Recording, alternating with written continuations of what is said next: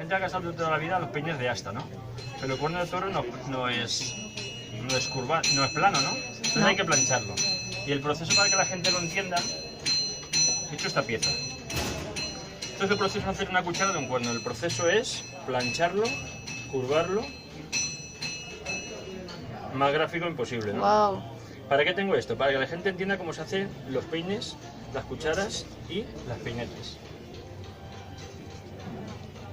Y luego también trabajo el hueso, que gasto hueso de vaca, caballo y avestruz. Gasto también el cuerno de ciervo y hago estas piezas.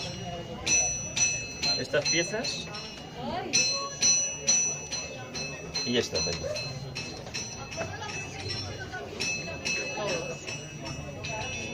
Y luego a la gente lo que le llama mucho la atención es esta pieza. Que hay que verla, pero a través de la luz. Si lo enfocas aquí arriba. ¡Qué chula! Yo digo que así la gente se evita ir a ver las pinturas rupestres. Y luego hago también piezas de asta de ciervo.